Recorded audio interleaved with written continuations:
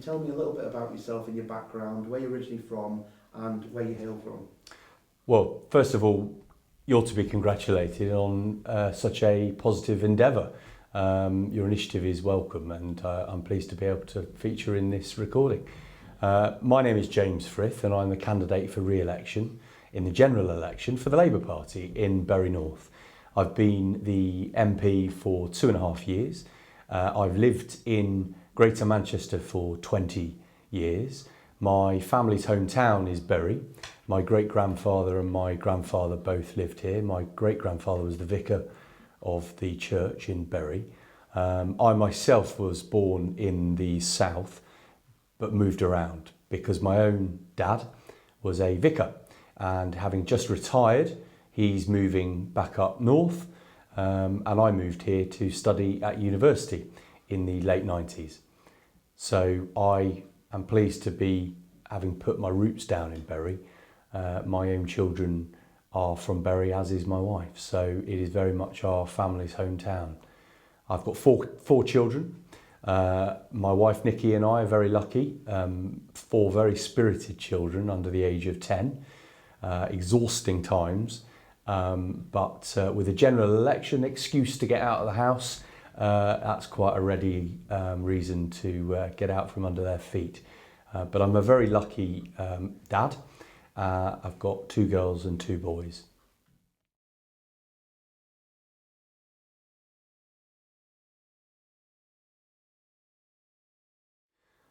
My first political awakening was watching a film as a much younger boy called Cry Freedom, which was about South African politics, particularly the struggle of apartheid. And then one of my earliest memories was during the night of the general election in what must have been 1987, and the 3rd term of Margaret Thatcher. And I crossed my dad on the stairs, coming to bed, and I was going to the loo, and asked him who had won the competition.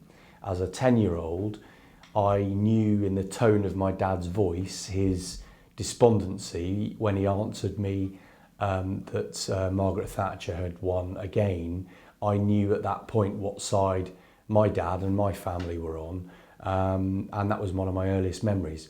Fast forward, I travelled in South Africa, went to South Africa between school and university, and it was an experience in working in an orphanage in Romania and travelling in South Africa, where both countries were coming to terms with the end of wicked regimes that supercharged me politically. I was a 17, 18-year-old or 18-year-old younger man. I came back, voted in my first general election, which was the 1997 general election.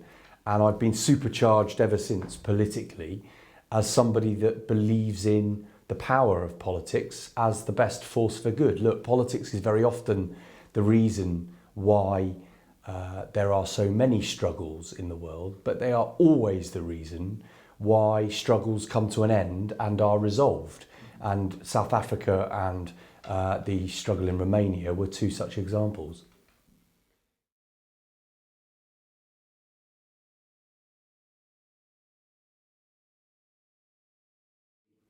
So I've had a very experienced life. I've been a singer in a band which ran concurrently with a career in both public and private sector. I ran and am a company director and started my own business. I am an employer and I bring a wealth of experience into this line of work. Not least managing people, which is not a given in politics. A lot of people come into politics having never done that. So a great range of things. My highlight before coming into Parliament was playing Glastonbury Music Festival on a Saturday at 11 o'clock, though I should make the distinction, it was 11 a.m, not the headline slot of 11 p.m.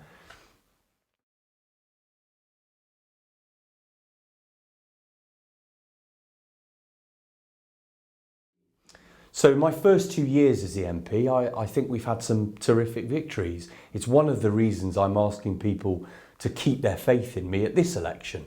As I'm a candidate now, not an MP, I reflect on those successes. Very early on, we were successful in keeping the walk-in centre open, which had been sponsored as closing under the last Member of Parliament, supported for closure by local Conservative councillors, supported to stay open by the Labour group on the council, and subsequently it was my number one priority at the general election, and we saved the walk-in centre from closure, not least because of the campaign that I ran nationally, where pulling in NHS bosses, pulling in the policymakers and the ministers and applying some pressure to them, as well as freedom of information requests that demonstrated the numbers of people that were using the walk-in centre, particularly in some of our poorest areas of the East Wards of Bury, demonstrated the use and need for the walk-in facility, and so we won the argument ultimately. But it was a huge, monumental town-wide effort that I led, and actually much of what we've done then with the walk-in centre we're doing with Bury Football Club as well, which is about helping people along the way in capturing their imagination to a town-wide effort to keep something that we cherish.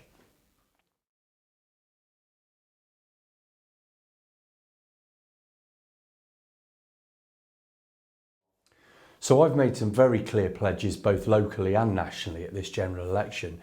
I think the biggest issue of the town right now is the future of our football club. Since April the 8th, I've been heavily involved. It was brought to my attention through casework actually of staff not being paid, of small businesses not being paid, and the discomfort that was being felt by people on average earnings doing good work for the town's football club being ridden roughshod by an owner who ultimately stopped paying the players as well as the staff. And so it was at that point I got involved, and I've been heavily involved since, both with the successful extension of the deadline on the judgment taken by the EFL, on the state of reprieve by the courts, on the town-wide effort to pull together a bid that saw readmission to the league once we'd been kicked out, and most recently leading a community-wide effort to get football back at Gig Lane and support the Phoenix operation and the Supporters Trust operation, which I think almost all of us now recognise is probably the only realistic way back for Bury Football Club.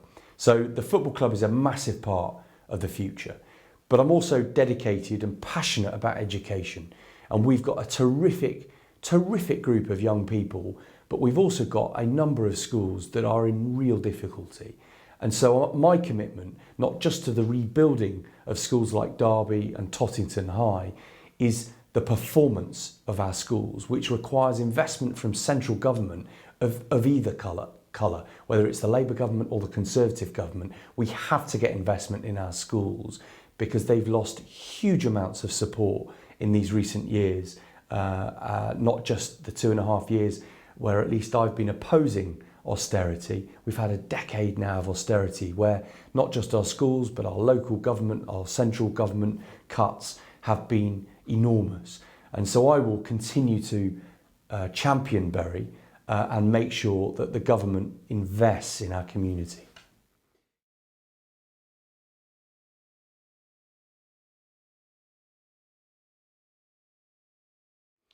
It isn't a reality, and in fact, if it were a case of a football godmother coming along and waving a wand, then that would be a simple answer, wouldn't it? And I get that complex, difficult and quite emotional feelings are made temporarily better by easy answers, when in fact actually anyone with an easy answer on this isn't doing the hard work and hasn't been involved in the process to date.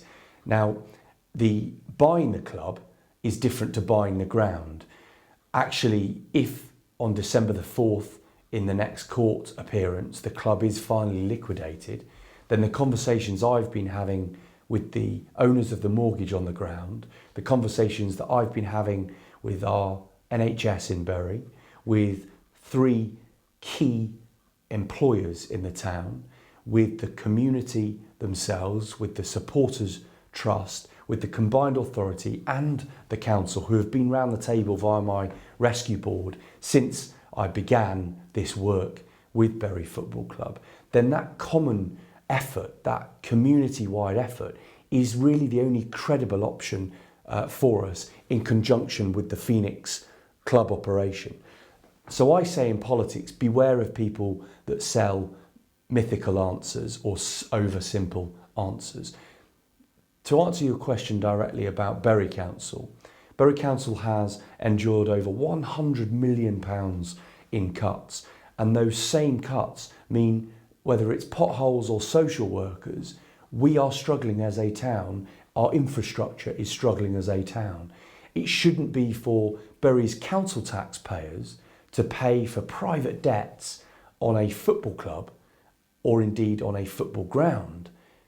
As an answer to this, what it requires is a community-wide effort that incorporates all of the people that I've listed in my answer just now.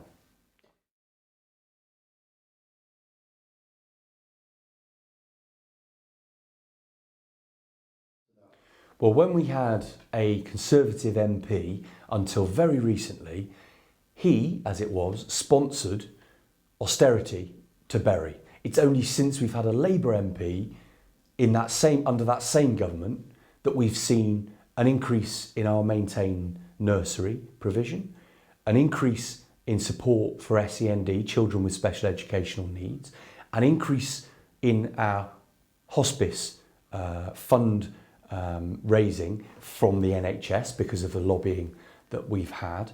The flood defences of £7 million came following meetings and questions that I put to the Environment Minister, So actually, it's only in these last 2.5 years of the last decade of Conservative austerity that we've seen Bury turn the corner, but there's still a huge amount to do. And so at this election, I'm saying it is unclear what is happening in the country, but let's go back to the Tories sponsoring austerity to Bury.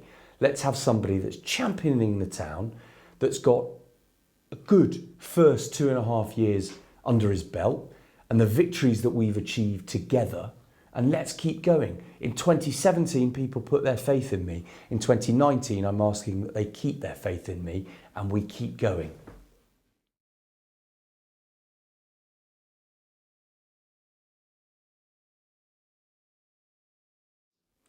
Look, I think people deserve to be rewarded for their success and deserve to be rewarded for their hard work. I think the premise in that question is that somehow those that get paid the most are the hardest working. I dispute that. Very often it's our poorest people that are most hard working, and that's why we've got to correct that balance, that great imbalance that exists. People that are unclear or uncertain about what work security they've got are often the lowest paid. People in sectors where exploitative practice is rife are often the poorest paid. And so what I'm not about is reducing everybody's wage until we're all earning the same amount, but we need to raise everybody up. A rising tide lifts all boats, supposedly, but in recent years that has not been the case. So I'm not sure I could agree with anyone that suggests those that get paid the most are always the hardest working. I don't believe that to be the case at all. What I do think is that success needs to be rewarded, but there are different variations of success. And very often they follow predetermined lines, quite possibly male and female, quite possibly north and south and the regional inequality, quite possibly those that have inherited wealth for whom they use their money to make more money. Well, what about a meritocracy that believes all of us deserve a fair crack at life? And I think equal opportunity for me is only the first bit of the argument. Very often it's those of us that have had repeat opportunity for whom they get the best results in life. I think it's about giving everybody equal and then repeat opportunity to succeed, which is why I'm so passionate about education. Someone who suggests that the elephant in the room with the NHS is that people are ageing. It's nothing to do with the cuts on the NHS. And just chucking more money at it isn't going to solve any problem or reduce the waiting times. Would you accept that? I wouldn't accept that. What we've got to do is what we have is a social care crisis that remains unanswered under the Tory government. The Tories in their manifesto have committed to a 3-point plan, one of which is to seek consensus.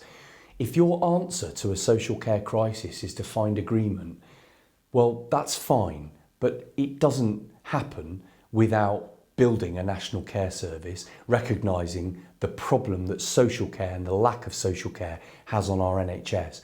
I was at Fairfield today. I saw the day after, the morning after, the biggest A&E numbers coming through Fairfield. 140 plus patients, people languishing on trolleys and beds in the corridor at our local hospital. Actually, by the way, the staff and the hospital nurses and doctors done a brilliant job. But those that present at A&E are very often, because they trust the brand, if you like, of A&E. They trust that if you get there, you'll be dealt with. But that's because of a failing elsewhere very often in the system, of a failing of primary care, being able to get in to see your GP at the right time, a failing of accessing services sooner, both preventative and more urgent care services. But the biggest of those is a failing of social care, of the fact that our elderly are frail and unable to get into or get cared for at home. This is the crisis that needs answering, and a government that isn't prepared to spend and invest is a government that doesn't have the answers to the crisis that social care presents our NHS.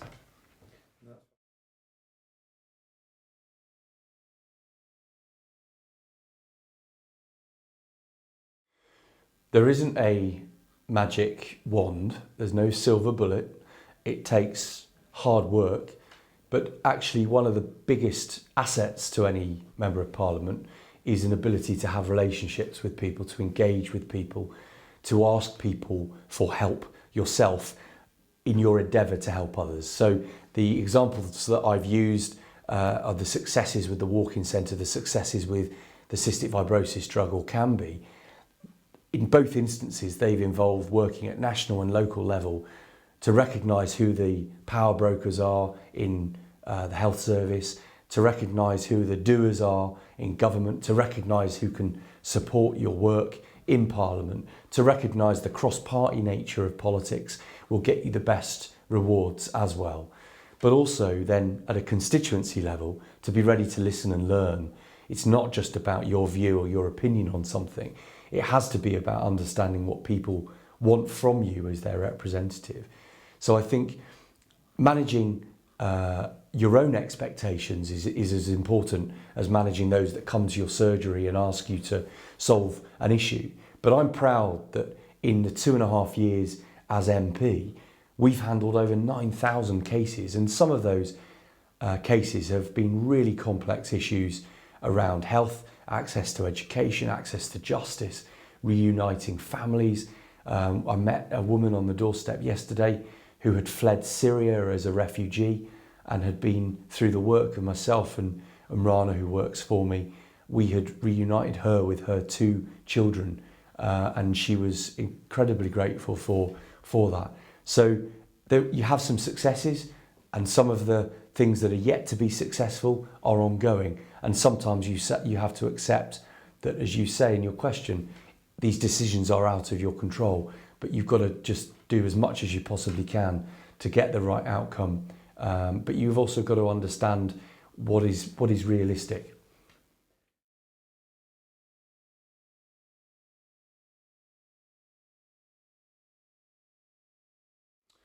So I was a campaigner to Remain in the 2016 referendum. I was elected a year after, and I said that I would vote for a Brexit deal in Parliament that worked for Bury and Britain. In the 2.5 years as the town's MP, in the indicative votes, I voted for a Conservative amendment on a customs union Brexit and a Conservative amendment on the single market alignment, but neither had the majority in the Parliament. I am still of a view that there is no better deal than the one we've got, but I am of a view that the people should give further instruction in a final say. We are now far more aware as to what the Brexit deal looks like. But if actually we've had 2 general elections since that referendum, I think it's for the people to decide, not Parliament and the politicians, in what is being called a final say on Brexit. So if you are a Brexiteer, you can vote Leave again, but you have the room to change your mind. If you are a Remainer, you can vote Remain again. You've the chance to change your mind. And I think democracy is about as much reserving the right to say the same as it is the chance to change your mind.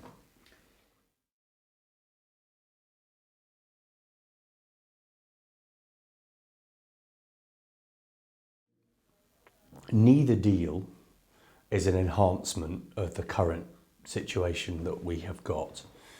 Theresa May's deal was voted down by Brexiteers in Parliament, including the now Prime Minister, the current Prime Minister. The Brexiteers prevented Brexit happening in Parliament. This deal that the Prime Minister had the support of the House by a majority of 30, pulled that deal to go to the country in a second general election since the referendum. That was Boris Johnson who did that? That was Boris Johnson.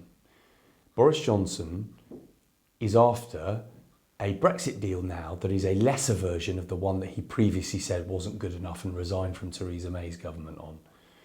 This will divide the United Kingdom with the complexities and uncertainties of Northern Ireland unanswered, the border down the Irish Sea for goods and services, a single market and the customs union within the European Union for Northern Ireland, but without that for the rest of us. That is a disunited kingdom, not a united kingdom. And that's just one example. There is also the very real risk of us being so weakened by this position that a trade deal with America, let alone a trade deal with Europe, puts us in a really vulnerable position to have to accept terms for trade that see us reduce quality of living and livelihood and import and export rights, of working environments and conditions, of trade import and export regulations, of environmental standards, of workers' rights. And all of this is up in the air because there is no political settlement to the deal here. Now, I still am of a view that the country, having voted to leave, should get the chance to say yes or no to this, to accept it or reject it. And that is why I'm a supporter in a final say. That's not a second referendum, by the way, a repeat referendum.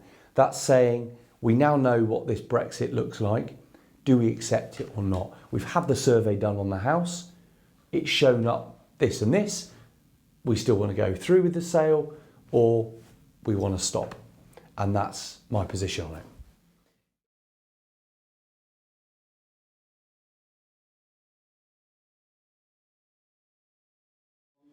So I was elected after the referendum. So my election is not the referendum. I was not in Parliament in the referendum. I was a known Remainer and I was elected to Parliament.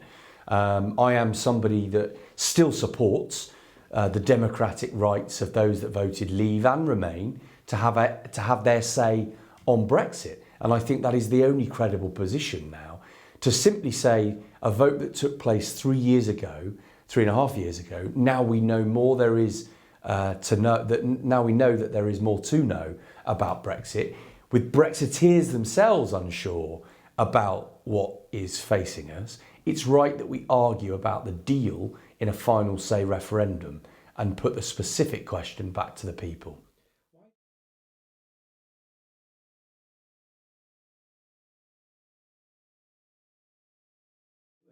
Well, you raise a very valid argument, not least because it was those promises on the bus that the Prime Minister, in fact, stood in front of, that for a great deal of people meant they did vote to leave, because it's hard to argue with the idea of more money for our NHS, particularly during time of austerity, which of course the same government that brought us austerity as well. So I don't judge the conclusion people have made whatsoever. I simply say it's too important to not get right. As to the point of the representation, I'm not a delegate, I'm a representative. And so I have to hold in balance, all things considered, what's best for the town that I represent. And I can't in all good conscience vote for something that makes people worse off.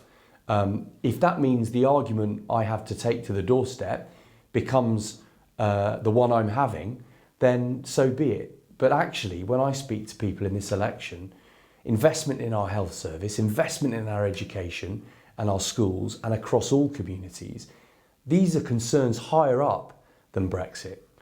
They're also saying they value having a good local MP. And that's, of course, something that I latch onto and say, well, keep your faith in me and let's keep going.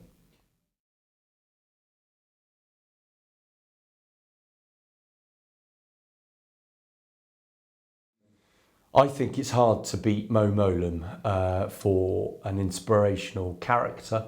She brought some light and wit and pathos to the Northern Ireland peace process.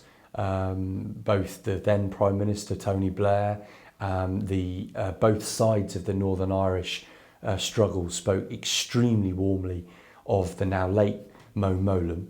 And she was also somebody that was part of the Labour government and the first government that I voted for in my first general election. And so I hold a particular candle for her approach. She was somebody that valued relationships. She would work cross-party and she had deep empathy for where people were coming from and to why they would be arguing for a particular thing.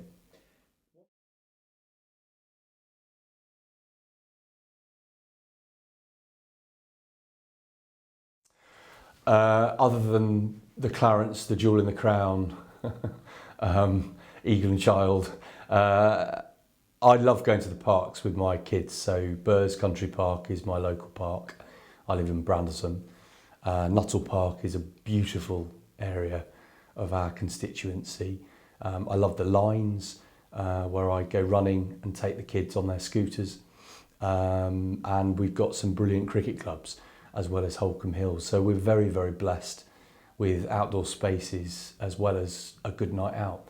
I'm not getting enough of them at the moment, but I will look forward to Christmas and getting out to a number of those places.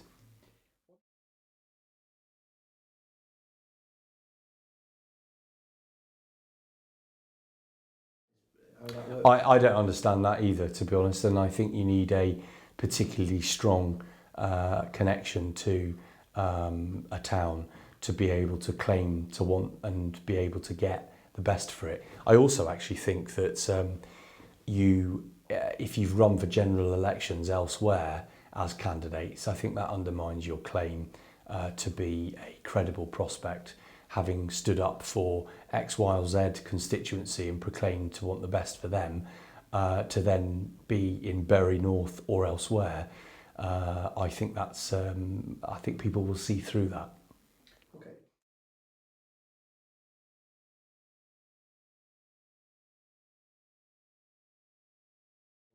So I stood on election promise in 2017 of protecting the most possible greenbelt in Bury North. The rewriting of the draft for the Greater Manchester Spatial Framework actually took a lot of the previously proposed greenbelt land for development out of that plan. So we saved a considerable amount, but we've got to go further. And we can go further if the government lets us use the 2016 household projection figures instead of the 2014 household projection figures. And in fact, when the 2018 household projection figures come out, we should be allowed to use them if it means our need is less than the current number on the table with the spatial framework. So I support protecting the green belt. The Labour manifesto protects greenbelt land. We do that with a number of reasons, with a number of factors, not least the household projection figures, which is central government. We've got a Conservative government at the moment, which they determine. Secondly, we go brownfield first. The problem exists in Bury is that we have the highest proportion of greenbelt land and the lowest proportion of brownfield site. But the argument I continue to make is if the government lets Bury and Greater Manchester use up-to-date household projection figures, we'll be able to save all the greenbelt from the Greater Manchester Spatial Framework. But we also do need houses, which is why I favour a range of housing being built both in Bury Town Centre and in existing conurbations on brownfield sites.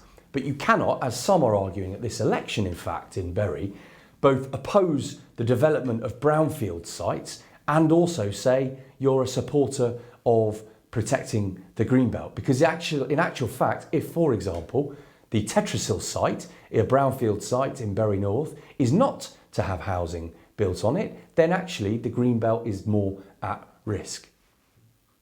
So a brownfield site is essentially where there's already a building on it? Already a building, predetermined site for employment or residential is perhaps in need of attention, be that drainage or regeneration, but is also very often associated to existing conurbations of where housing and townships already are, without building on greenbelt land, the likes of which in Warshaw and in Church Ward in my constituency, where this particular issue is most passionately felt. And I've stood and lived I've stood in both and I've lived in one. I lived in Tottington for several years. I understand the passion of this, which is why I'm as determined as I ever have been to protect greenbelt land.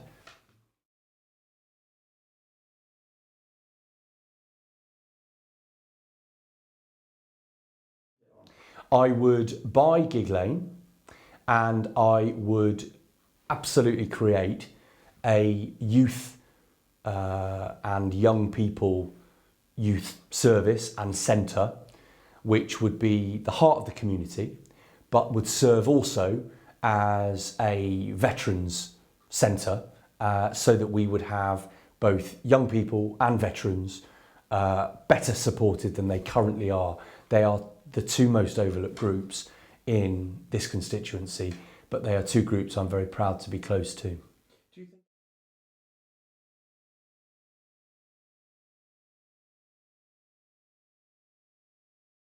Yeah, absolutely. So football is a business. I'm not about trying to take the business out of football, but it is worthy of special arrangements, and that includes the speculators and those for whom it is simply a financial transaction. That is not an acceptable proposition for the health of the game and for towns like ours.